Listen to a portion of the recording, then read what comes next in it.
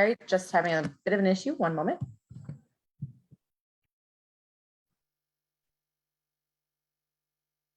There we go. So we do want to acknowledge that Project Humanities and our institution ASU is situated on the ancestral lands of Indigenous peoples that have been here since always and continue to be here now and in the future. We want to thank and honor the Native American tribes and sovereign nations of the Salt River Valley where we're situated, especially the Acamel O'odham, the Anacamel O'odham, and the Pipash nations, whose stewardship of the land and the waterways, especially here in a drought-ridden Sonoran desert, allows us to be here now. This is, we honor their continued and many contributions, and this is just a small gesture to make that acknowledgement. So what we do ask is wherever you are, whether you're here in the Salt River Valley along with us, or you're somewhere else, take a moment to get to know who are on your original lands and who are those peoples. Find out more about the original peoples of your land. If you are tuning in from here or anywhere, please do put it in the chat. Let us know where you are tuning in from. And we're going to move to our Humanity 101. So Humanity 101 is essentially a pledge. These are secular principles that we embrace, we live by, and we want to encourage you to embrace and for you to live by these principles. These are non-sectarian, non-religious, they are just good human 101 values. And so they are compassion and empathy, forgiveness, integrity, kindness, respect, self-reflection. These are the principles that very much embody what we believe is Humanity 101. And we have a pledge. And so we encourage you to take a pledge, and you can do that at the tiny URL, tinyurl.com/human101 pledge. And one of our team members will also put that into the chat so that you can click and take that pledge along with us. I want to turn this over to introduce our founding director, Neil Lester, and Dr. Lester is going to introduce the rest of our panel. Yes, thank you, Associate Director Alicia. So good evening, good morning, good afternoon, good wherever you are. Thank you for joining us. We do not take for granted that you could be elsewhere with other folks, but the fact that you're here with us right now means that we're going to have a program unlike any other program that we have ever had, and we hope that you've never had, because we're doing this together. Project Humanities has been facilitating critical conversations with individuals and communities through talking, listening, connecting for now over 10 years. So we are into our 11th years of bringing people together under this umbrella of what we call Project Humanities.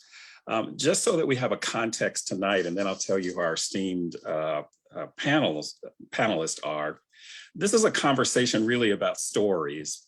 And it's a conversation about the stories that we create for and about ourselves, as well as the stories that others create about us. It's also a conversation where the stories have saviors and heroes. It also has, in contrast, those who are perceived as helpless, hopeless, and weak. And particularly in the arena of fundraising, we call it development, and that in and of itself is an interesting term, and other humanitarian work, how and why do these single narratives emerge and persist? Narratives that often deny individuals and groups who are served and supported their fundamental humanity and dignity. So this is a conversation about poverty porn, treating others' loss, vulnerability, and suffering and trauma as spectacle to create and maintain the difference between us and them and between we and they. I'm co-facilitating, but our experts tonight and my co-facilitator I'll introduce at this point. So thank you, Jocelyn, for the next slide. Professor Malay Feroz is an assistant professor of anthropology here at Arizona State University School of Social and Behavioral Sciences. He holds a PhD in anthropology and an MA in modern culture and media, and also a master's degree in sociology. His research focuses on the politics of resilience-based approaches to humanitarian aid for Syrian refugees in Jordan and Lebanon, and is located at the intersections of anthropology, of humanitarianism, the anthropology of ethics, political theory, post-colonial theory, forced migration studies, and Middle East studies. So thank you, Professor Feroz, tonight for joining us and for bringing your students who are out there in the virtual pews. Joining Malay is Danielle Nieto. Danielle Nieto is a friend of Project Humanities who has partnered with us on a number of events. So we're always glad to have Danielle representing her 18 years of experience working in housing and human services as a paraprofessional within Maricopa County here in Arizona. Danielle has worked for Native American Connections at the Lodge, an emergency shelter for those experiencing homelessness. Notice we didn't say for homeless people.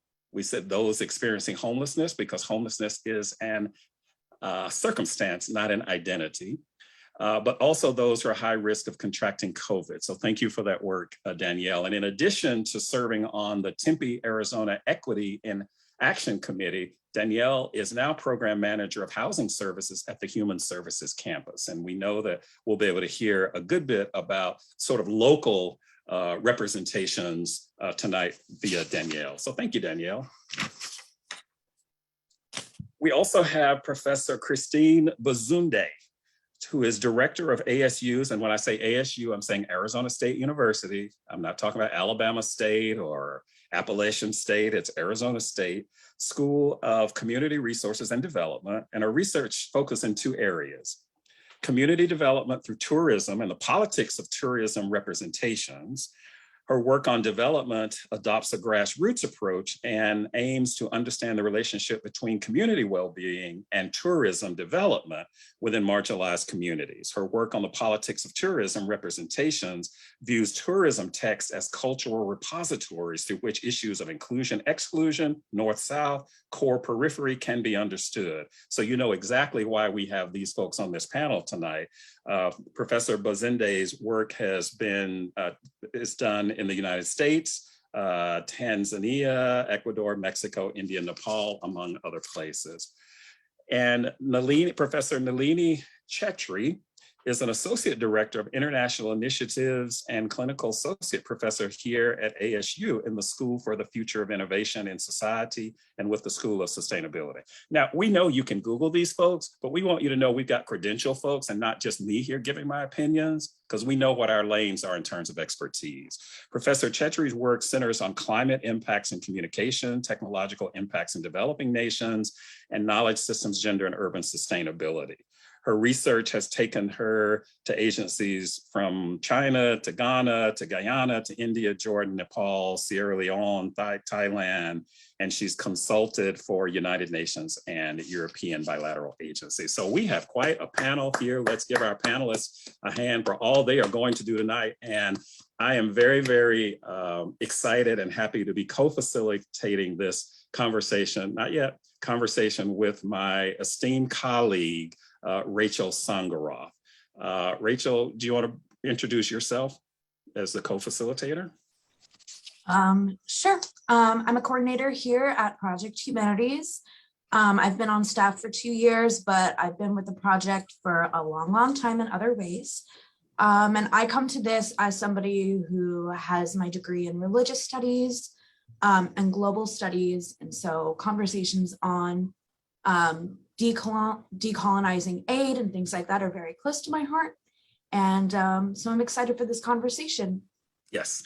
Well, and we want to start by acknowledging the complexity of this topic. And part of that is because we choose topics about which we don't know so that we can learn about them. And one of the complexities that we have to acknowledge at the outset here is the fact that here we are talking about something at the expense, possibly, of someone thinking that we are perpetuating it. But it's hard to talk about it if we can't see it.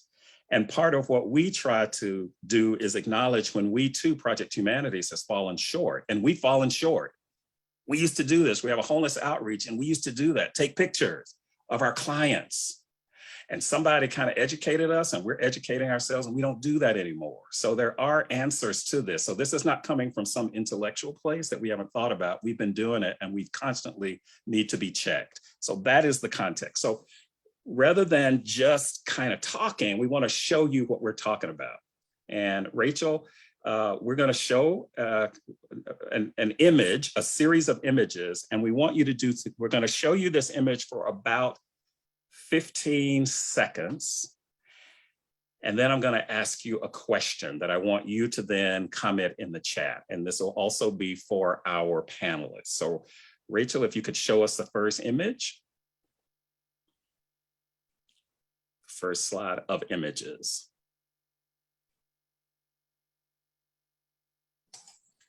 Can you see my screen? We can see your screen and we are looking and reading. And these are actual posts. So I want you in the chat now, all of you, to answer this question. What do these images make you feel? What do these images make you think? So if I could see some responses in the chat, that would be great. What do these images and narratives make you see? And what does it make you feel? So are we chatting? Okay, there we go. Love that, love that, love that. What do you see? And what does it make you think? What does it make you feel? All right, and if our panelists are seeing patterns, by all means, let's talk through that. All right. Okay. All right. So what did you see in people's responses there? And I'll start with any of the panelists now, and then we'll sort of talk through some of that. Okay, panelists, feel free to jump in at any point. Maybe we'll start with you, Professor Christine. You see any patterns in what people see? I think the patterns I see are the notion of the savior, the individual who's going in with the tools, the solutions to resolve what the issue is, a level of superiority in that, knowing what the element is, and confidence in saving the community from whatever circumstances they find themselves in. So that seems to be a commonality in the comments shared by our colleagues. Oh, okay. Somebody else from our panel before we go to the next slide. Yeah. Children, yep, lots of children. What else do you see? I see how there's a lot of the people on here are talking about kind of like the racialized aspects of this, and Yes. kind of the centering that's going on here. So Okay. if you look at each and every one of these pictures, for the most part, we're centering we're centering Westerners. We're often centering white folks. So as you can see, like with the white woman in the middle, the white presenting man with African children, and then comparing the child with a football player. So there's a lot of centering these people's experiences around the contrast, implied contrast of Westerners and white folks. Okay. What about that? I think that was one that you pulled up, Rachel, that we spent a day in the largest slum in India. Yeah, so again, that is, we have some YouTube screenshots here to kind of show the phenomenon of not just like fundraising or memes, but also the way that people are profiting and creating content off of people's lived experiences. And so there is this phenomenon called slum tourism, where people go into these cities and communities, and they label them as slums, or maybe sometimes they're, self-identified as slums. And then they're kind of just like sensationalizing the everyday lives of the people who live there. And people make money off of it. As you can see, one of the ones here says the voiceless, and it's got 4.7 million views, and you make money off of videos with 4.7 million views. So that's where I see also the centering of Western, or decentering of non-Western, and decentering of different classes. Okay, let's show one more, and then we will. I can say something. Oh, go ahead. Yes, so at the gut level, it's trying to represent poverty that is in the developing nation, right? At instantaneously, right? That, see, this is what poverty looks like. See that it is, poverty is relegated to people of color. And also see that they are mostly children or women, for that matter. And so a quick, like instantaneous subconscious depiction of poverty. Okay. I Let's just go wanted to- to add to that, that one of the other interesting things about these photos, and a lot of photos like them, is that they're always staged as if they're candid moments that are caught in a particular moment of laughter. But we know that we're in the presence of a motif or a trope by the very fact that these are very patterned modes of representation. These images are interchangeable with thousands of others that are sort of staged and shot in the same way, especially the one of a sort of a white figure in the center, surrounded by a sort of anonymous mass of interchangeable brown and black children. And so that's how you know that there is definitely a photographic intent going into the production of these images. Well, and think about the vulnerability of that young child sleeping on a rock. I mean, do you have any idea that maybe that's one of the most vulnerable states we can be in, is when we're sleeping, and having someone take a picture of us and then post it with this thing that is to create sympathy and loss and vulnerability, but need there. All right, let's go to the next one. Because it offers something, and then we're going to get into definitions. But we thought it was interesting for us to see what many of us see as the most egregious examples, rather than trying to move into the nuances. And I hope in the process of answering some of these questions, the panel and we will show that there's nuance to this, but some of these are more egregious than the others. So the next slide, please. And just to also add the framework of this, these are kind of global examples, and what we're about to look at is kind of a more domestic American example. Okay, yeah, all right. So take a look for the next 10 seconds.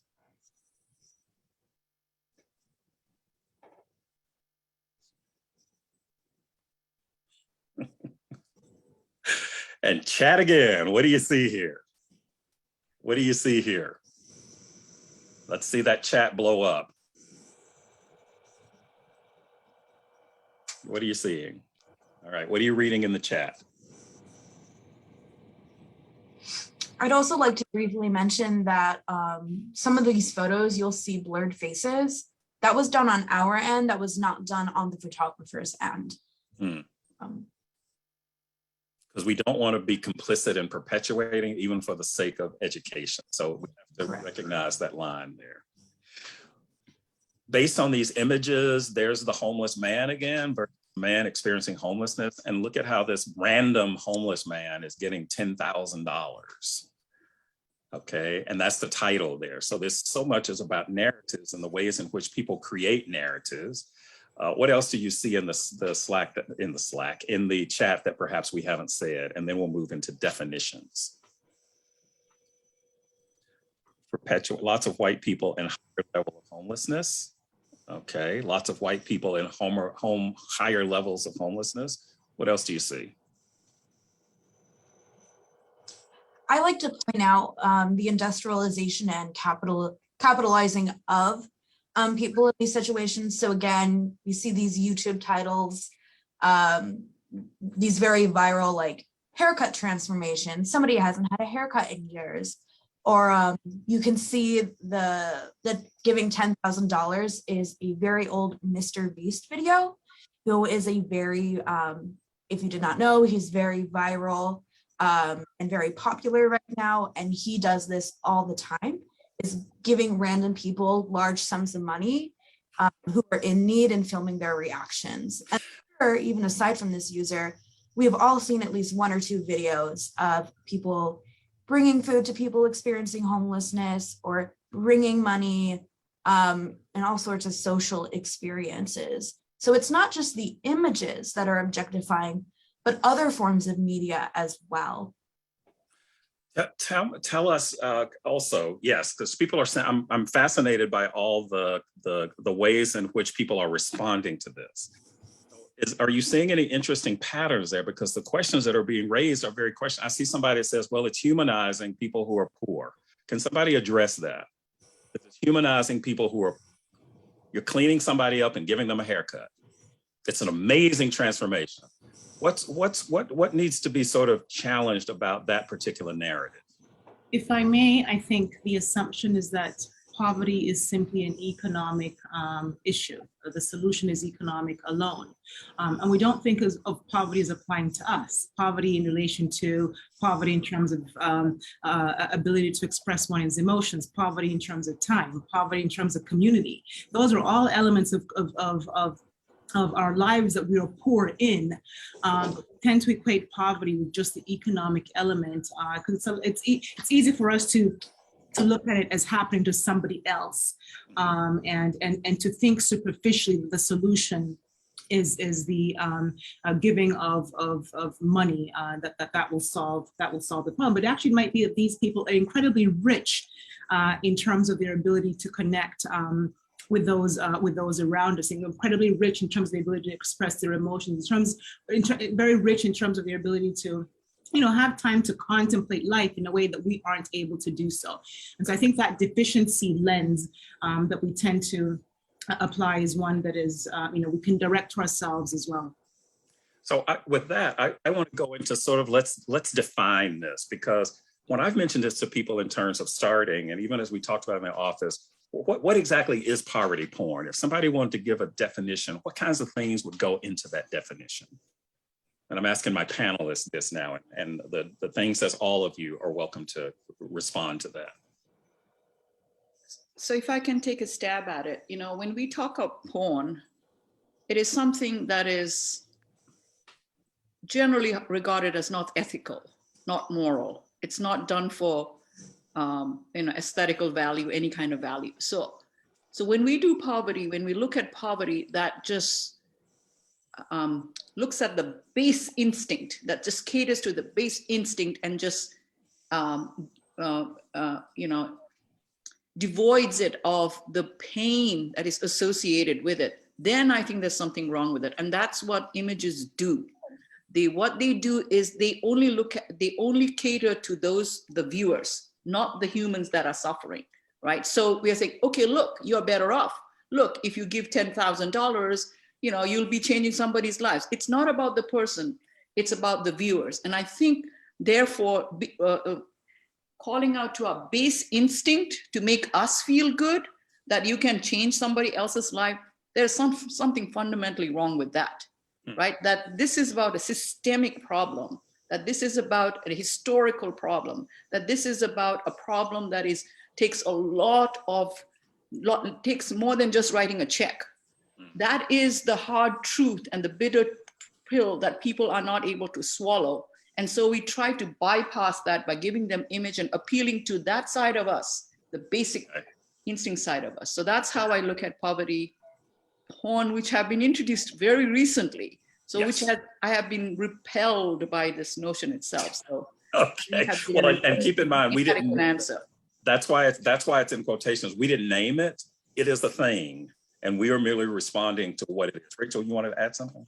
Yeah, I'll jump off of that porn comment too. Something that I've also heard in relation to this is the word porn we use a lot as well. Other things like inspiration porn, food porn, even like home improvement porn. So there's all sorts of different things. And in a way, there's also an element of exploitation, but there's also this element of pleasure, right? There's self-gratification while we're watching it. And that's something that I really think that we need to keep in mind too, is that there is some experience that we as people who are in Western or industrialized or privileged spaces where we feel gratified in some way. This is making us feel better about ourselves by looking at this.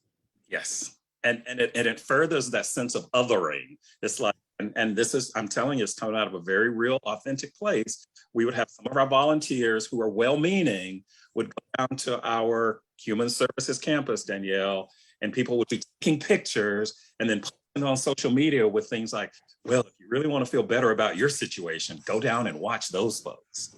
And then we'd have people zooming by the zone, Danielle, taking pictures of people's living dwellings. Why is that wrong for well-meaning people, Danielle, from your perspective? How does that constitute poverty porn? Right. So to speak to, thank you, Dr. Lester. So to speak to Rachel's point, what really stuck out of my head to back that up just a little bit was just the pleasure component of, when you the association of pornography and pleasure. There is some pleasure in that. And I have to pause when I think about putting individuals in the position of gaining pleasure from viewing someone else's impoverished situation. Like that really just kind of struck me, for a minute, to know that there's people out there that do derive pleasure from that. And that's just really sad. And to your question, Dr. Lester, there is nothing righteous about it, because you're stripping someone of their dignity, plain and simple. And there is a way to make a human connection and tell a human story in a dignified way. And we can do that without exploiting individuals, especially down here at the Human Service Campus. Please don't do that. I will make another PSA at the end. But if you do that, then I will gladly come out and speak with you about that. So. We're working on being better, because we used to do it, Danielle, and I still see things that reflect Project Humanities that we did back then, and I can say we've evolved and we don't do it anymore. And that, to me, is what we should do, is recognize when we stepped in some poop, we just clean it off and then move on and do better. That's what I'm saying. And then try to educate others in the ways that we have evolved. Anybody else want to comment on the porn part? Because there are certain characteristics when we talk about the narrative, we talk about the representation. What specific things are we looking at to sort of, check off those things? Yep, that's a problem. That's a problem. So I've got at least two of you on the document. If any two of you want to start, Nalini or Danielle, just give us a couple of things that you need to look at when you say, okay, that's it. That's it. And in your responses too, I'd really like to hear more about that dignity component, and where is that lack of dignity, and where could an empowering component be? Danielle, you actually told us an anecdote in a previous meeting about why you specifically don't like people taking pictures of clients. So maybe you could start with that. Yep. Sure, yeah. So sorry, there's just a very lively discussion happening in the chat. Oh my God, yes. I'm seeing it right now too. Yes. For transparency's sake, to speak to Val's point, I am an individual who has experienced homelessness. So just because I'm in a position of leadership, I definitely was that struggling single mother who then experienced homelessness with her family.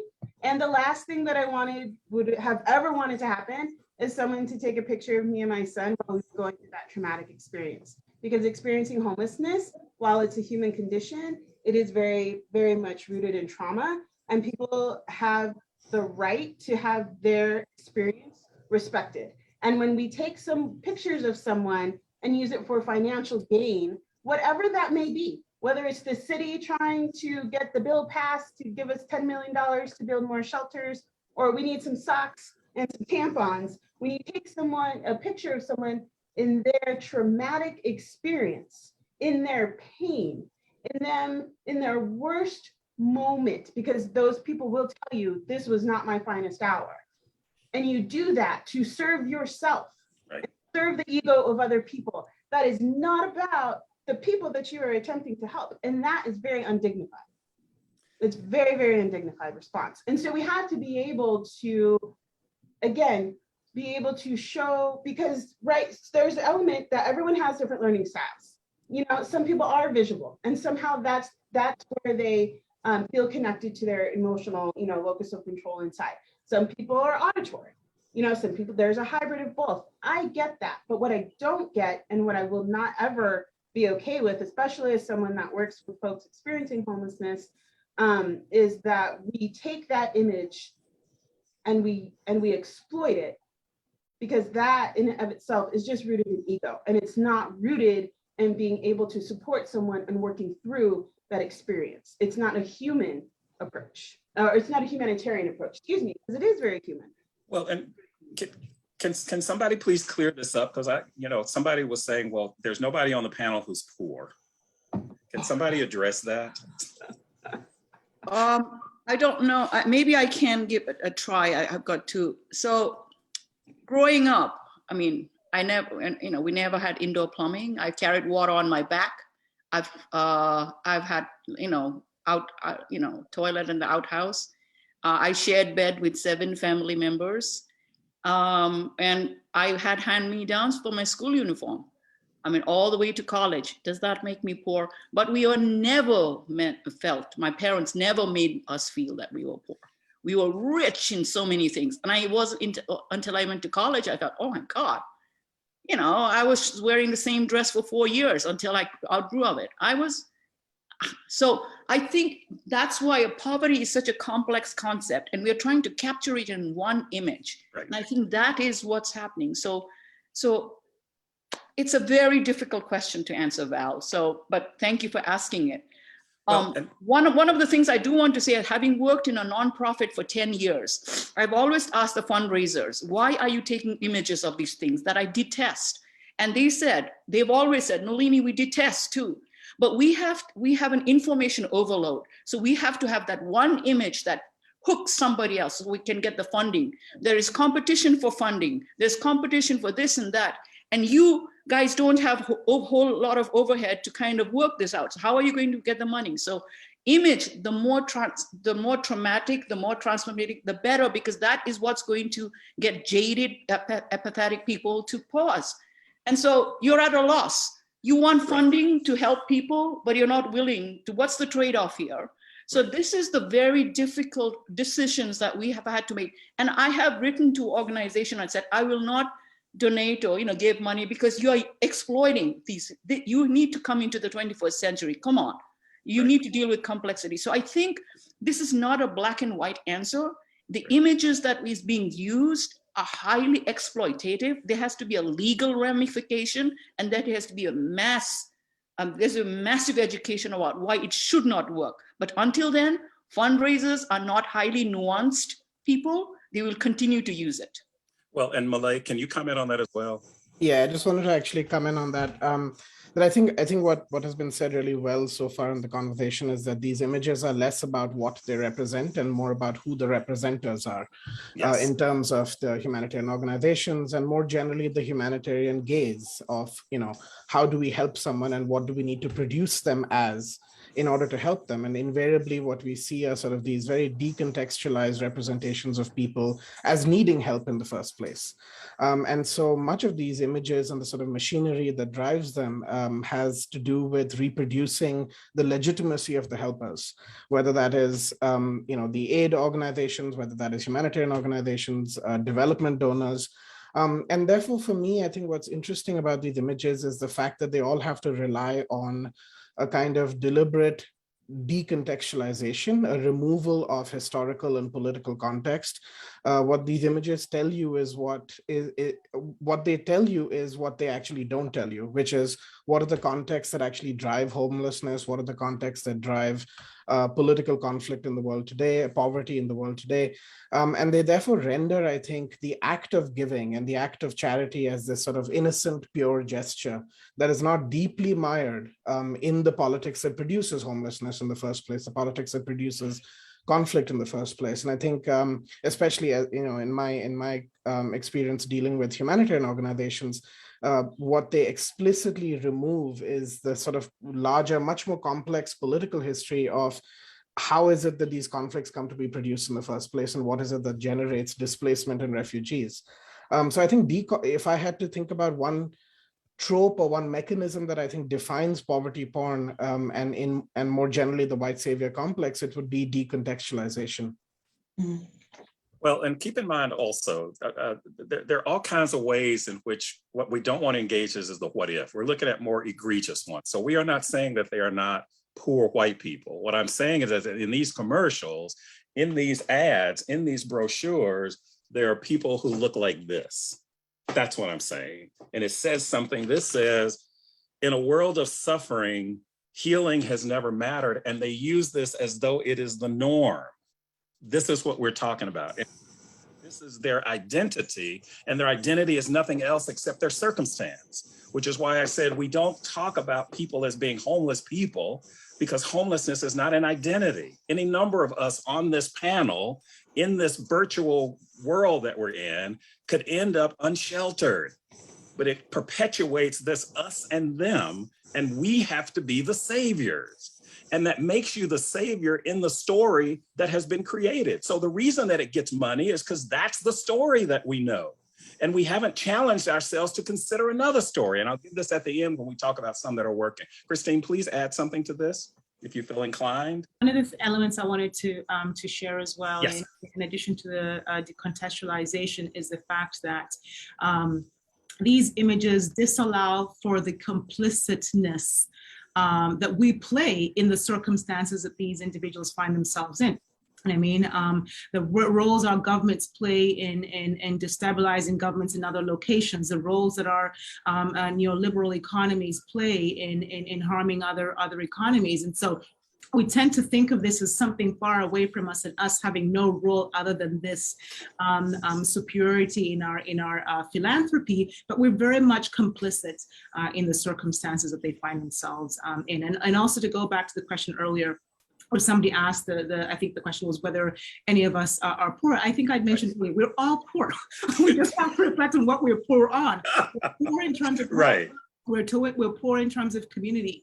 We're poor, just it's a different definition of poor. And so I don't necessarily think that that we can exclude ourselves from those elements. Well, and this is interesting, Christine. Also, you know, I traveled to Ghana once and was fascinated by all the shanties and was taking pictures.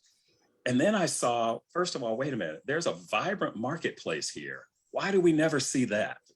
Why is it that poor is all that you see of me? And trust me, I am asking these same questions of myself as I watch the humanitarian efforts happening in Ukraine right now. I am saying, what decisions are being made to photograph people in their most vulnerable and to take videos of people in their most vulnerable moments in order to achieve what? And some people are going to say, well, I'm not even aware of it unless you show me that spectacle. But that becomes about you and not about the people. So that's what I'm saying when we're talking about this. But this has a history, though. It didn't just pop up. So maybe the panel can speak to the history of what we call poverty porn and colonialism. Rachel, you want to start that conversation? Yes. So I think that let's go ahead and just lean into kind of what Malay and Christine were kind of conveying, which is that what is the history of poverty porn, but also how does this emerge from that legacy of white supremacy, of colonialism? And what are the little things, other isms that kind of connect to this? Because when I think of this, I have this this mental image of this one time when I was living in Pune, India. And I remember walking down the street and there were a bunch of British people who were with me. And there was a small child who was selling things on the side of the street. And there became this spectacle and photo taking and things of that notion. And it was just so ironic to see British people specifically doing this because of the connection of that deep history of colonialism. So that's an anecdote that kind of reminds me of this, but can we talk a little more about like, what is the history of this? How does colonialism go into that? Because I know that some of the folks who are on this have studied kind of that history and those systems of oppression and their contribution. Yeah, give us the quick version of that history, because there are books written on this. But Malay, do you want to start that? Yeah, absolutely. I want to just actually start with a brief qualification, which is that I think I take a slightly different tack when I think about what is it that authorizes me to speak on any of these subjects. I am someone who, I'll be the first to admit that I have never had to experience, and I've been very lucky that way, I've never had to experience the kind of class disprivileges that I think we're talking about in this conversation. But I think part of the problem is that the kind of authenticity politics around what constitutes true poverty, what constitutes staged poverty is exactly, I think, what's at stake when talking about these tropes of images. That there is a certain iconography that is constructed through these images around what constitutes quote unquote real poverty and its ascription to, for instance, third world bodies, brown bodies, black bodies. And that's, I think, the sort of through line I want to draw to, I think, the colonial experience, because while there is something undoubtedly modern about the photographic and the visual imagination of poverty porn, photography, of course, having basically a 150-year history, what it draws on, I think, is a much larger and longer and a deeper history of a colonial imagination of what colonized populations are. which is destitute and helpless and unable to govern themselves. And you have a whole range of, I think, colonial tropes around how people need to be helped because they can't help themselves.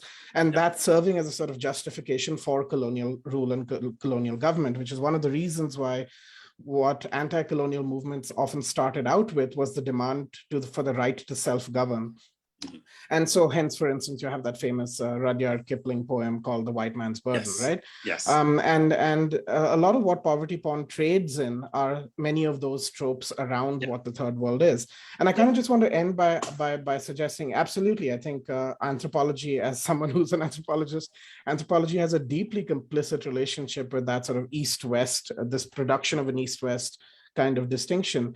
And I just want to end by also pointing to the idea that the third world, even today, in, I think, contemporary media imagination, serves often as a foil for what the West is not. I always remember the media representation of the Jan 6th insurrection as something that everyone kept arguing, this doesn't happen here, it happens only in the third world.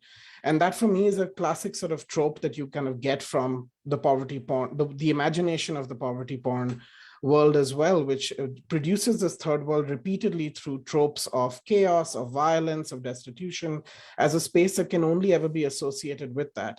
And what you don't ever therefore see in these images is a space of the non-West, like the space of the West, as a space of political dialogue, engagement, activism, autonomy, violence, chaos, insurrection. But these are not things that are exclusive properties of non-Western histories, but one that is always sort of in conversation with the West and the non-West. Mm-hmm. Thank you for referencing that Rudyard Kipling poem, The White Man's Burden, that was written in 1899. And it says, take up the white man's burden, send forth ye best ye breed, go bind your sons to exile to serve your captives' need, to wait in heavy harness on fluttered folk and wild, your new caught sullen peoples, half devil and half child. So the burden is to go out and rescue these people who aren't quite human to begin with. That's the trope of colonialism. And this was a British poet born in India, and it was his response to the American takeover of the Philippines after the Spanish-American War. So this has a long, long history that persists today because people don't have enough imagination to imagine another narrative that doesn't dehumanize and pit people in a story of the hero and villain. Because the villain is the person that needs to be saved, who's uncivilized, who's all of those things that we have relegated when people are othered, all right? Anything else about the history? Sashi Tharoor, who is a parliamentarian in India, and also I think lives in London a lot. He has said time and again, and he's one of his videos are watched by millions of people, has said that when the British colonized India, India was considered the crown jewel of the British Empire and was at that time considered to be the third richest country in the world. 200 years of colonial rule by the British. And then when they left in 1947, India was on the bottom 7. So this is how during the Industrial Revolution, when all the steam engines and the looms were being made in England, the raw materials, that was cotton, for example, was shipped from India to England. And then the value added portion happened with the mechanization there. And guess who it was sold to? Because the cotton wasn't sold to the British. The value added was then sold back to India. So you have this systematic economic deprivation that was institutionalized. And so as a scholar who teaches colonization and things like that, we only skim the surface. But when we look at how it affected individual families, colony, areas, regions, and over hundreds of years, right? In India, this is a little over 200 years. So President Harry Truman, in his inaugural speech, yes, I was about to ask you to bring that up, first coined the word development. Yep. Before that, it was never heard of. So when we look at the history of development The idea here was after Second World War II. So this idea was Europe was completely destroyed by the bombing. So how do we get Europe up and running? The idea was definitely give them all, give them the support. The Marshall Plan was born. And when the Marshall Plan was born, the investment was capital investment. And so it worked. Boy, Japan, Europe, it got back on its feet. So they said, okay, the Marshall Plan is going to work. So that development strategies, let's replicate elsewhere. What they did not consider was that Europe and the US shared the history of financial culture. The culture was the same, the finance was the same, the institutions was the same, the university system was the same. So they did not have to replicate that. But they said it's going to work, and therefore it was a disaster. The development thing that worked in Europe became a disaster everywhere. So 50 years, or now 70 years of development has actually produced, I think Harvard did a study saying that we have spent 2.8, maybe $5 trillion. And what is the result? And so this idea of, putting money in so that it could mean, this is what Christine has been saying, is that how are we viewing poverty has been only through an economic lens. And the World Bank, the ADB, these are economic agencies who are populated 99% by economists, make the strategy for the world on how we need to alleviate poverty and how they perceive poverty. And so I think this has permeated our institutions, have permeated our thinking, has permeated our systems. Yep. And therefore, to bring about a change needs to start these conversations. Maybe Christine, you so can there's also. A whole history, but I think this would be like kind of just. No, thank you for bringing that up from the Truman Doctrine of 1947 after World War II. Christine, maybe you could sort of talk about volunteerism and how this becomes part of that sort of colonial perspective, imperial perspective as well. Absolutely. And what I could link it to is the fact that many of those elements that we see in the colonial discourse are perpetuated within contemporary contexts in forms such as volunteerism. And so volunteerism is a version of volunteerism where Western tourists go to the global South to engage in volunteer activities, and individuals pay a hefty fee for this, and they're often told by humanitarian agencies the money goes directly to the community. So there's actually been quite a bit of work written on the fact that locals often view volunteerism as expensive importation of unskilled labor, and I'll give you a quintessential example of this. There have been a number of blogs that talk about university students, for instance, or even professionals, young professionals partaking in these endeavors, and they're going on a trip to build a school or a library or something of that nature, and they're going with a great deal of compassion and willingness to do that, but with zero skills in terms of how you actually build a wall. And so there are many, there's actually one particular case in which they talk about one of the volunteerists, spending a couple of days building this wall, not really knowing what they're doing and so forth, and actually completely being surprised at the fact the wall is still intact. But what this person discovers 2 days later is that while they're sleeping, the locals actually go and dismantle the layer of the walls that are being built that day because they are crooked and malfunctioning, and they rebuild them because they rebuild them to ensure that the structure is safe. But the locals have no heart to tell the volunteerists that this is actually happening, because they need the money, right, to for that to continue. And the challenge with these elements is that there's often skilled labor in these locations.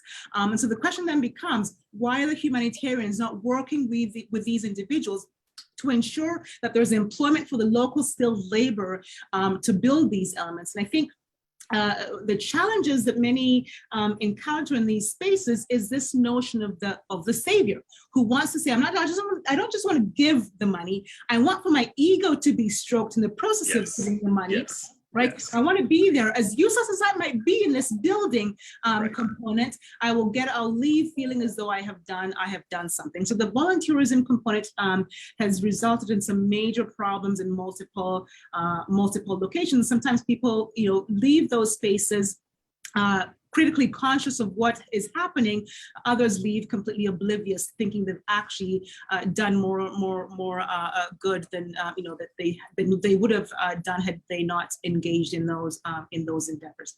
Mhm. Well, and some of those also take the form of these simulations. I've seen those on campus where we have these tunnels of tolerance, or this exercise. We're gonna make a box and we're gonna sleep in it for a week and live off of $2, as though you can simulate injustice. Have you seen those? That's what I mean about the ways in which this, not only the white savior, but also this notion of simulating misery and suffering. And then some of what you talk about is that adventure journey where you've got a lot of, very capacity people. They're going to go off to Africa and talk to those folks, and they're going to come back changed. They're going to come back because they went there and they spent the day watching other people do stuff. And that all becomes under this, or falls under this umbrella of the poverty porn, where people are taking somebody else's circumstance as their identity and making that a spectacle that's about them. That's the sort of self-masturbatory part that we're talking about when we talk about it becomes about you and not about the folks there. Now, I want to sort of the Zaatari, I just wanted to add actually that the Yes. Zaatari refugee camp on the border of Jordan and Syria, where I conducted some of my research, I think is an excellent example of exactly all of these things that we're describing. I mean, one of the things that happened was that the camp kind of became a sort of open air prison because the Jordanian government instituted very strict requirements on who was allowed to leave and re-enter. And most people did not qualify unless they tried to illegally smuggle themselves out, which itself set up a whole sort of black market and exploitative opportunities for smugglers. But one of the things that the UNHCR did is that they hired a photographer to take images of children inside the camp, but in a particularly twisted sort of mimetic exercise, they went and printed those photographs and painted them on the walls of the camp itself. So the children who were imaged got to see themselves on the walls of the camp that surrounded the camp, which I thought was, I think, a particularly, it shows you, I think, a lack of irony in some of this cultural production. But I also just wanted to add, I think, to something Christine said, which I thought was very important, which is, this notion of whose expertise is being drawn on when we think about these sort of interventions in the global South. And, on the one hand, I think the aid world, especially the humanitarian world that I study, has kind of made this shift towards saying that we need to hire local staff. It's a trend that's kind of on the rise now. It's often called localization.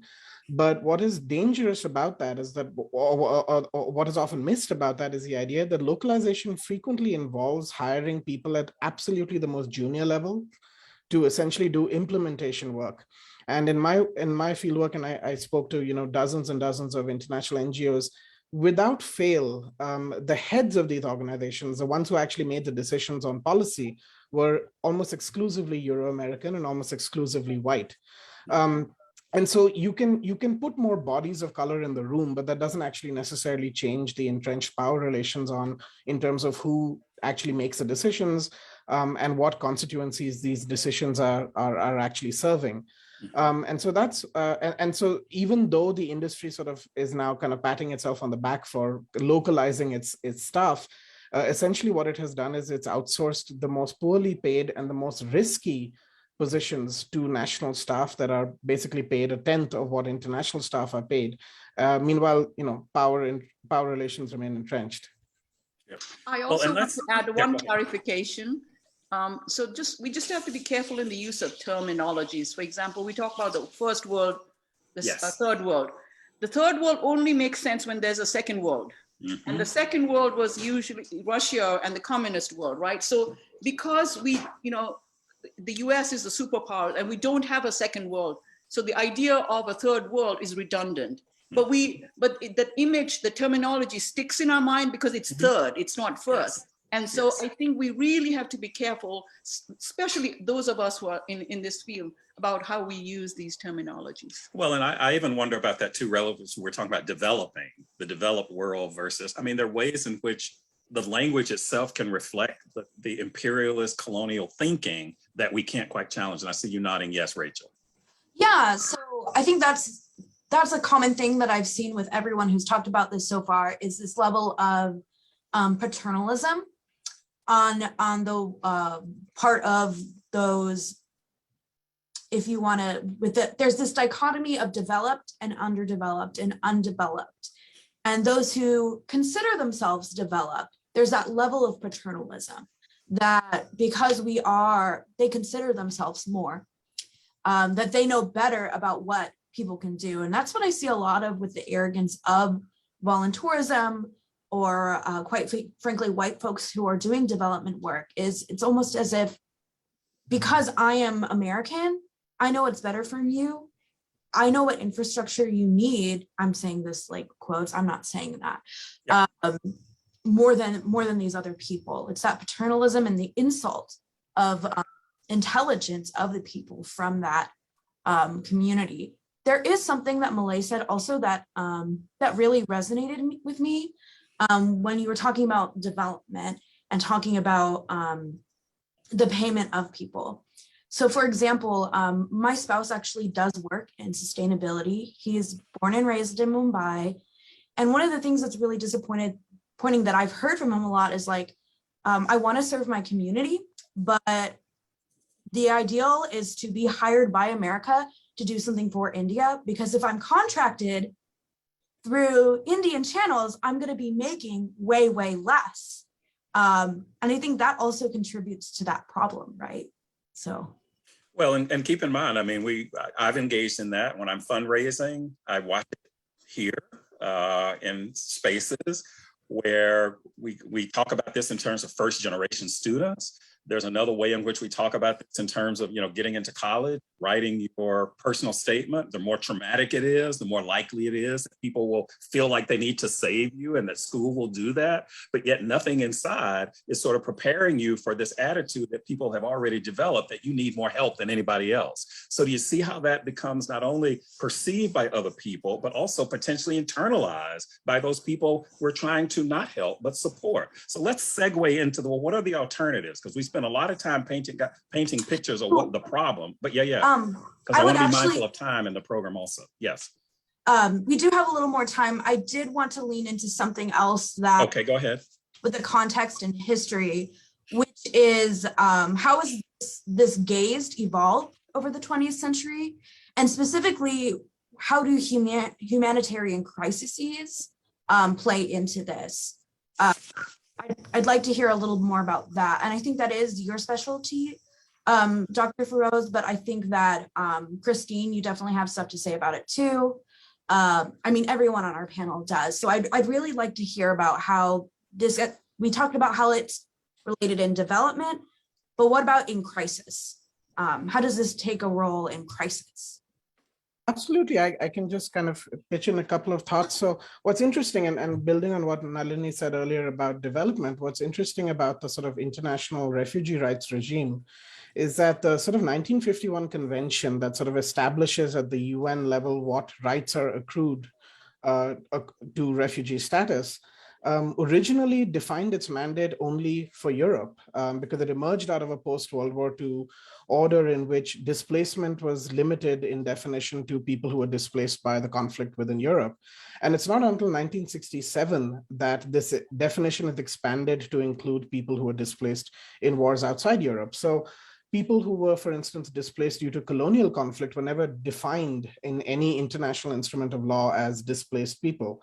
Number one. Number two, it's really only in the context of the sort of wars around the decolonization era in the 60s and the, the Cold War proxy wars in the 70s and the 80s that the attention of the international humanitarian regime, whether it's ICRC and then famously, Doctors Without Borders that emerged out of the 60s, that their gaze shifts to the global South, Africa in particular, but the global South writ large as this sort of space of destitution. And so I think it's interesting to think about how recent this association of charity and intervention and the sort of iconic image of the starved African baby, how recent and artificially sort of rendered this image is. And then kind of drawing on a lot of these sort of enduring colonial tropes that we've talked about. So number one, I wanted to add that. The other thing I wanted to say is that, the humanitarian sector has been a very early adopter of visual media technology, dating all the way back to, the advent of photography to, and the sort of testimonial power that photography once had for serving as proof of atrocities and proof that, violent events had actually occurred in history. I think that testimonial value of photography has waned now in the age of Photoshop and AI-driven photo editing and deep fakes and things like that. But there was once a time when photographs had a very strong sort of documentary value, and humanitarians were some of the first adopters of that technology. And more recently, we see, I think, with the rise of news media, television media, humanitarians have been some of the first and most enthusiastic adopters of things like, these live streamed concerts that are for aid. You see that with in the 80s and Live Aid more recently in 2005. And so for me, I think there's a very intricate relationship between visual media technology and its sort of proliferation with mass media in the late 20th century and the poverty porn industry that I think is both at the same time unchanging and drawing on this rich and long colonial history, and at the same time very specifically intertwined with visual media technology in the late 20th century. But if people are raising money, why is this a problem though? Like if people are getting money and checks are coming and people are getting scholarships created, Christine, why is this a problem? Like, why are we creating a problem that doesn't exist? Because if the checks are coming in, then isn't that what we're asking for?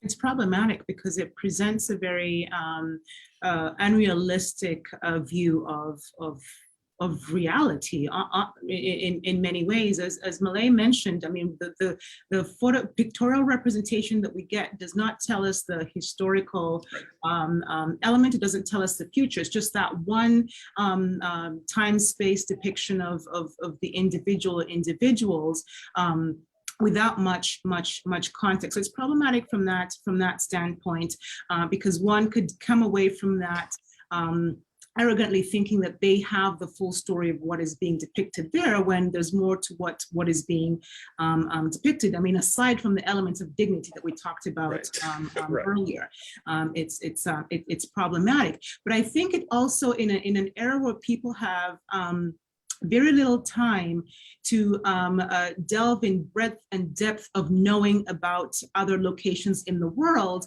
giving them these snippets that are inarticulate in terms of their storytelling, their dignified storytelling is very problematic. To give an example of this, there's an anthropologist called Edward Bruno who does cultural tourism in East Africa. And he wrote an entire book of wealthy Westerners who travel to the rural areas in East Africa to see the indigenous Maasai people. And so there's an instance where they get to one of the places where there's going to be a cultural event. And, they're waiting, looking at the thatched roof homes and so forth, waiting for the Maasai to arrive to launch the festival.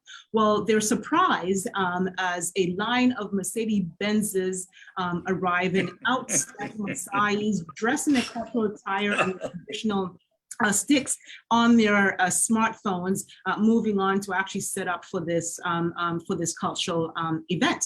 They were completely dismayed, and many of them talked about the fact that they did not enjoy the cultural tourism event at all because from their perspective, those were not authentic Maasais, right? So they wanted this image of the backward Maasai, the poverty-stricken looking Maasai, the images that have been perpetuated in the media and had no conceptualization of the fact that the modern Maasai lives just like them. And that them in that moment was unacceptable. And so these images are problematic because they disallow for the dignity of the peoples in these places. Okay, all right. Rachel? Yeah, and Danielle, and this is all great stuff. Danielle, I'm wondering kind of what your reactions are to the things that that you're hearing and like the intersections of how you see this in the communities that you work with, because we've talked a lot about global, but I'm sure that there are points that you've heard that kind of resonate with you. So could you elaborate on that a little bit or a lot? Yeah, that's funny because as soon as you said, hey, Danielle, I was like raising my hand. I saw you raise your hand, yes. Yeah, I was super excited because I mean, to speak to all this, yes, but I was thinking about Dr. Lester's question, and that was, well, if the money's coming in, then the image is it's effective and it's making an impact. It makes the impact that we want to make. And I'm like, does it though? Okay, thank you. Does it? Yes. Because Okay. if that was true, I wouldn't have 1,000 people sleeping outside in 4 blocks in downtown Phoenix, right? But to more that though, it's because that response is rooted in an emotional response, right? People are giving because they're moved, their heart is moved, and they want to give to the poor people, and so we don't have homelessness anymore, and yada yada, right? That's not a logical response to a capitalist problem. Like, we need logical and tangible solutions and problems, like solutions for these problems, right? And so yes, money is part of that, and we do need to generate it. But if we continue to attempt to generate money rooted in an emotional response, then all we're doing is continuing to perpetuate that problem. So that's what I, to speak to what you were asking earlier, Dr. Lester. And then just locally, again, I have been doing the work for quite some time. And I do remember someone had referenced earlier about the businessmen sleeping outside.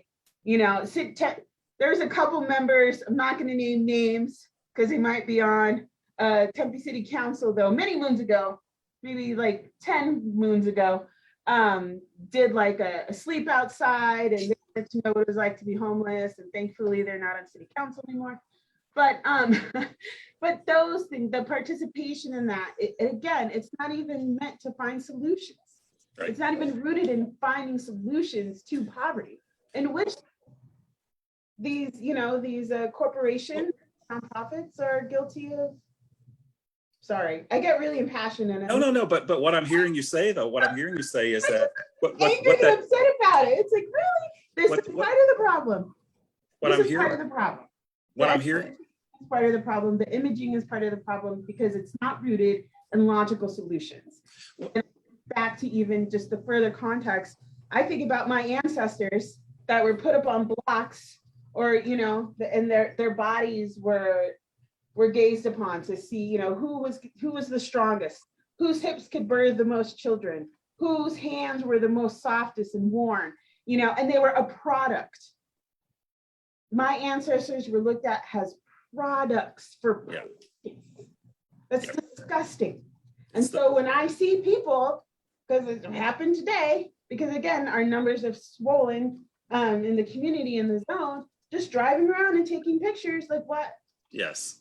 Person is not a product and they are not for sale, but yet here you are purchasing them. Right. Well, but I want also people, because we're pointing out, as I said earlier, here are all the things that we want you to pay attention to.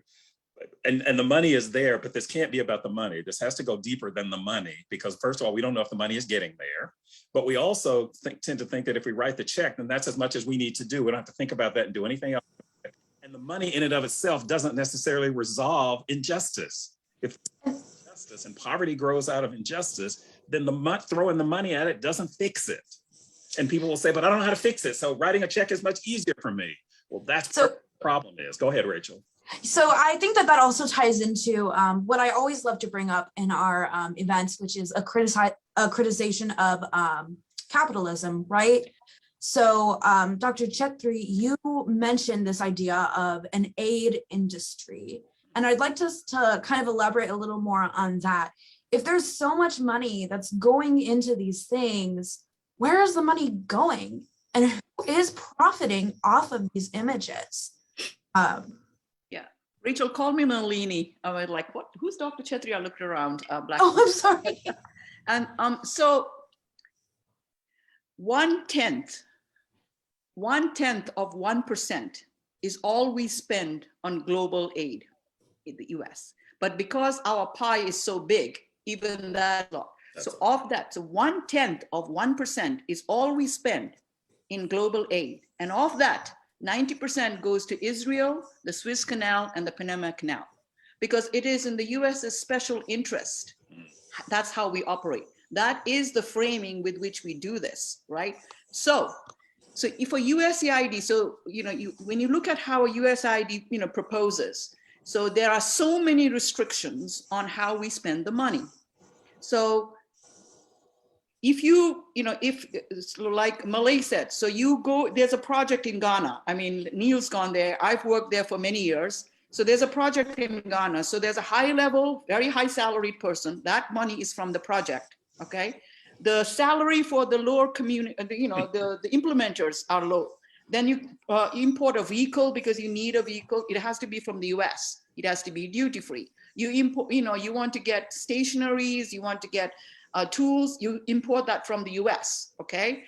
Transportation, all right? You want to make sure you only fly US planes, right? So there are mechanisms set in the place that make sure that the money that is sent from the US comes back to the US. It's the taxpayers' money. And this is really important. And then the paperwork is very high because the US State Department becomes a political football in the legislature, in the Congress. This is one thing that the Republicans and the Democrats can fight with. So they are hauled into Congress every time. And so they want to make sure that they've ticked all their boxes. So they spend more time doing the paperwork than they're doing actual implementation in the field. So all of this systematic issue have created an industry. So you have consultants, you have subcontractors, you have subcontractors. I don't know how many subcontractors you have. So by the time the money gets to the country, you just have to be thankful it's coming at all. And then it comes with lots of strings attached. So at every level, there is an industry created to make sure that that industry not only survives, but thrives. So I remember when I was working in Care International, I was asked to buy Pentaflex. This was in Kathmandu, Nepal. I was asked to buy Pentaflex file folder. I said, what is a Pentaflex file? Oh, it's a green one where you put the files in. I said, why can't we buy folders in Kathmandu? No, we have to get it from the US. So can you imagine even stationery? I have witnessed even stationery we bought from the US. So the only thing that was given there was the salary. So that is why we have I've done in grad school, I did that. So the aid industry is really, if you go to Washington, DC, you look at Chemonics, you look at KPMG, you look at all of these things that are doing contracts, you see the fancy offices that they have. You know how expensive it is to rent offices in DC? Well, they have huge, luxurious offices there. And so if this is not an industry, what it is. And so there are books written about this idea. And so it is this, so what we are talking about, how images are created, how media is created, how the narrative is created, it is a planned, thoughtful, strategized way of how this industry not only seeks to survive, but seeks to thrive. Thank you. We do have to pivot though, Rachel, because I do want us to pivot toward some alternatives, because people will say, okay. And I want us to bring up what we're identifying as 3 sort of tangible things for organizations and then individuals. And then I want our panel to add more to that. And then I want to see if our attendees can add also. So please bring up the PowerPoint where we talk about individuals and organizations, because there are 2 things we're talking about: what you as an individual can do and what organizations can do. So where's a PowerPoint or person? I will bring it up.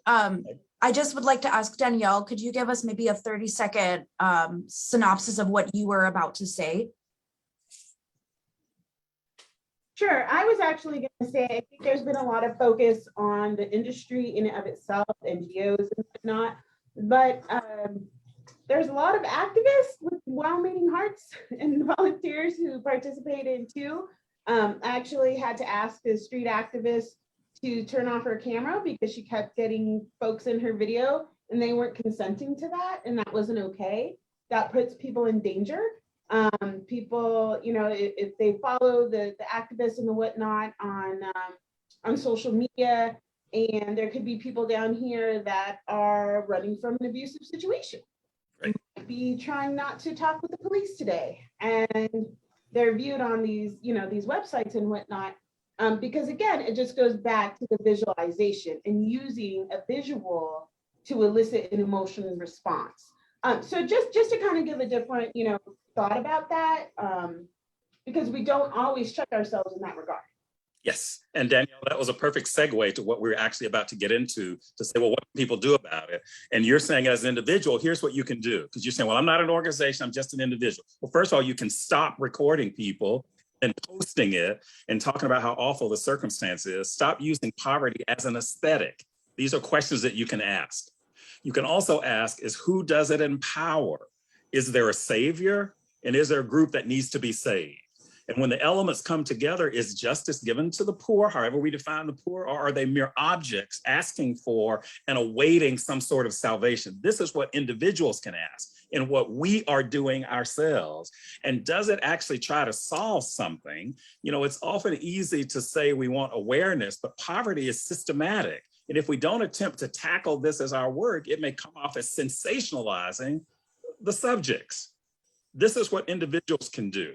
Let's go to organizations and we'll hear everybody say, well, here's what else we can do. What can organizations do? Nope. I'm sorry. It was wrong. Organizations. When considering the ethics of storytelling, and remember we started at the top of this saying this is about stories that are told for us, about us, and we're not necessarily the storytellers. For raising money, review how your organization might share editorial decision-making power for your fundraising materials with the people who help deliver your programs and those who are supported by the systems. You know, I can give you an example of a UK group that went into Africa. Instead of going in and having people on the outside taking pictures, they went in and paid people who are already embedded in those communities to then tell the stories. And they didn't have one person, they had multiple people, but that took grant money and resources. And what they found out in this is that when they presented these same stories from the organization's perspective versus the ones on the end, they raised money, but they raised slightly more money when the stories came from within. And you could tell the authenticity of those, and they were also not the same story. The dangers of the single narrative. Can also, as an organization, ask ourselves, how can we keep participants' voices, inputs, and ideas at the forefront of our storytelling? And then many appeals still focus on children. Save the children, feed the children. Some of those images we saw of children. Consider different organizations, or not organizations, generations in communities you work for as the focus of your fundraising and communications materials. So panelists, please, and those in the audience, please tell us, what are some strategies and alternatives? Since we talk about the problems, what are some strategies, alternatives? I'd like to start just by kind of trying to tie together this aspect we're talking about industry and people throwing money in places that it doesn't belong. I think accepting nuance is a really big part of this, and having a critical eye on where money is going. I cannot tell you how many times I've seen, for example, a natural disaster, and people are throwing resources in a direction that's easy for them or that makes them feel the best about themselves, but that's not necessarily where the money is needed the most. And we've seen this not only internationally, but also local. I'm remembering, for example, when there was some terrible hurricane, I believe it was the one in Houston, and Project Humanities had a bin in the Sun Devil Fitness Center for donations of clothing to our clients. And some folks decided to take off that label and put that it was going to go to the people in Houston. No plans to ship it or anything like that. They just decided that's what they were going to do instead. So that's kind of an example of like not having a critical eye on where you're putting efforts. And so I'd like to hear, I see Alani, you are like nodding a lot. So maybe you can kind of talk more about the nuance and action items.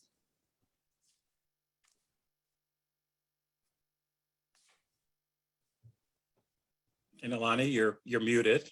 Muted. I was actually, Okay, there you go. Yes, sorry about that. And I was actually also, so I kind of feel that I have been, you know, for example, you really need to be aware first. You can't just rely on your instinct and either feel good. That is a dangerous thing. So things come your way, you need to defy the myth that, you know, this hook is necessary for you to pause. And then you need to find out more, and you need to pause, you need to reflect I need to go back. And then it's okay if you make a mistake. But then the danger comes when you keep on perpetuating. So yes, maybe you can't resist. You suddenly took a photograph and you felt guilty. But then if you take another photograph again, then that's the problem. Okay. And I think sometimes we do things out of habit, and sometimes we do things that is subconscious because we've been doing it for so long. Yes. So yes. I really feel that I really like what Rachel said about this is about nuances. This is about understanding the deep, and we can't ever get everybody to talk about history and go a deep reflection. There's just no time in the day for that. But I think what is really necessary is that am I doing this to make me feel good, or is this really good? But if it's really, really important, then I think it is necessary that we just take that extra step. And that extra step, yes, write a check, but then find out who you're writing the check to and follow up to do that. Because if that's all you can do for now. So I think we have to think of this in a continuum, and it's not black and white. Thank you. Yep. And there's no simple answer to a complex. All right, Malay. Yeah, I just wanted to add to that I think the other issue is that we need to complicate what we mean by consent. And consent is not simply a question of yes or no. You may find, for instance, in these encounters that people may consent to taking their photograph, to having their photograph taken. But the question is, did they have the power and the agency to say no? Did they have the power to refuse that for fear that, for instance, there might be repercussions if you in at least the context that I've witnessed firsthand, people don't feel empowered to be able to reject the advances and the sort of penetration of an NGO staff that kind of rolls up in an SUV in a refugee camp and says, we want to tell your story. And so I think for me personally, a couple of years ago when I had wrapped up my research, I wanted to kind of organize a campaign to get school textbooks for the families that I had interviewed, that their children were, enrolling in the new school year. And the sort of imperfect solution at the time that I found was simply to just not have images, because I didn't see a way to do that ethically that would not somehow kind of reproduce these cycles. And consent for me was not a guarantee of anything, just because I had somebody say yes on a piece of paper. And so the imperfect solution at the time that I found, and I'm kind of still thinking through it and struggling through it, is to take photographs of what we purchased with the money that we got and distributed. And just to at least give you some photographic evidence that your money was not simply pocketed, that it actually purchased school supplies. And so we took photographs of the bags and the things, but we didn't have any photographs of the people that we distributed them to, because that would have been a violation of their privacy. I don't think that this is a perfect solution, but it's the sort of thing that we had to put together at the time. Okay. All right. Danielle or Christine? What are the alternatives? Danielle, go ahead. Yeah, so I was, what are the alternatives, right? To sharing a story and sharing a narrative. That's a very powerful question. And I think organizationally, because 20 years in nonprofit is really just getting okay with challenging exploitive images, right? Calling to attention like, hey, this is a little exploitive, you might want to rethink this. I think it's okay to use our advocates, right? And acknowledge, or asking like, okay, if we use Barry's picture for us to get $1 million, what cut of that goes to Barry? Right? And like putting that on the, putting finance and whoever the ED is on the spot. Like if we're going to use this man's pain, we're going to pay him for it. And so what does that look like? And then also really truly is being able to check in with yourself when you want to take pictures, when you want to come walk around and check out, someone's impoverished condition. Like, what is that about for you? Because the only way we ever get to community solutions is solving our own internal triggers and traumas around some of those things, and that appetite that we have to ask and destitution of others. So really needing to be able to do a self, assessment on that and seeing what it is for you and work on healing where that wound lives. Thank you, Danielle. Christine? Yes, I would say I want to mention something before I go to the strategy, which is that just came through as my colleagues were speaking, which is that the photographs in a way are overcompensating for lack of trust that we have in society, right? Where we feel as though the image is the proof, as Malaya was saying, that something.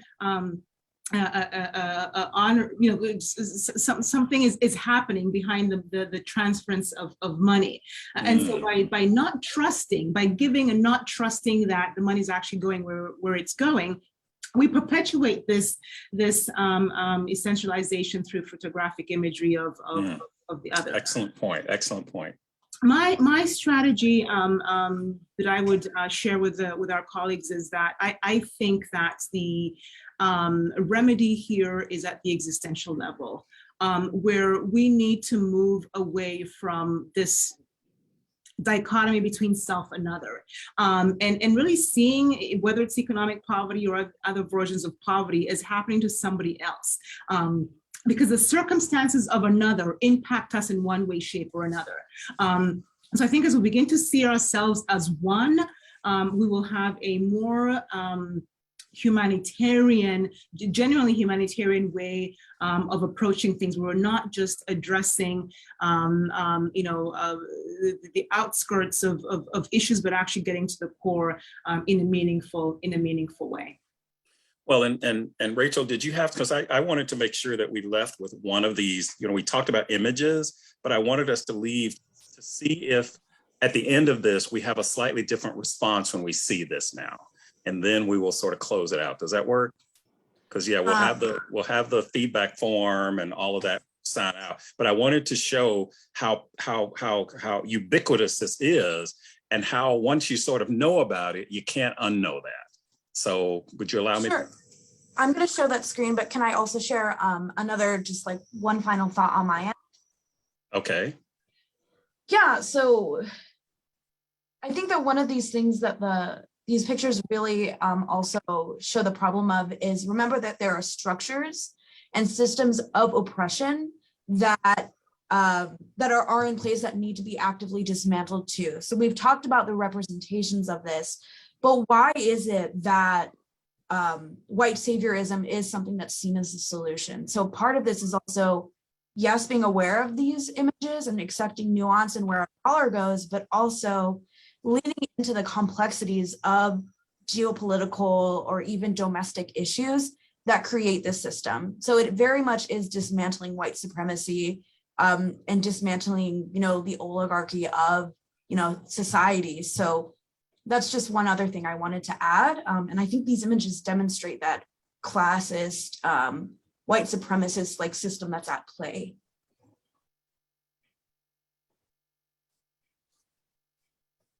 Okay. Are you ready for me to share the final thing here? Yeah. Okay. Yeah, absolutely.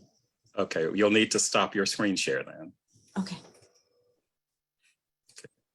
All right, thank you. All right, so as we think about this, and as we sort of leave this this moment, I want us to see if we think differently about seeing this now that we've had a few moments of conversation. All right.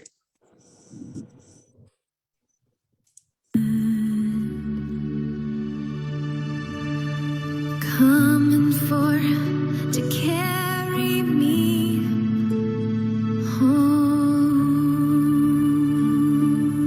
Children are dying every day from hunger and sickness. Innocent children just like this one. These children are facing death right now, but with your support and just 50 cents a day, we can save them. Please go online or call this number and join the U.S. Fund for UNICEF for only $15 a month. It's just 50 cents a day, and you'll deliver emergency medical care, vaccines, and life-saving nutrition to the children who could die without it. It's just 50 cents a day, but it'll mean the difference between life and death for a child waiting for help right now. Coming for to care.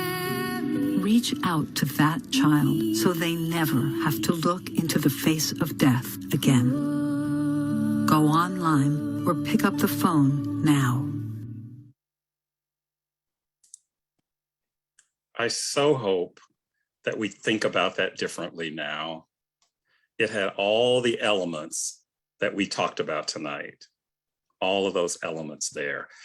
What excites me about tonight, so thank you all for participating, is that somebody's already said this should be another series. This should be something that we need to sort of look at beyond this. We didn't try to tell the whole story. We tried to tell more of a story that's often, and I could tell from the chat that was blowing up that people had all kinds of conversations. Know that we want your feedback. We also want you to know that we'll be sending out a follow-up email to those who registered, not just for those who came. And in that will be resources, there'll be other examples so that you too can participate in what we hope is a movement to restore people's human dignity. Not speaking on behalf of people, but trying to explain why we may not have the answer of the perfect answer of how to do it, but we can show you what we don't want to do. It's kind of like justice. We haven't seen justice yet, but we know what justice is not. So give us your feedback. Please, please, please take the pledge. I hope that a team member has put that in the Slack, the chat earlier, but it's also on the form as you sign out.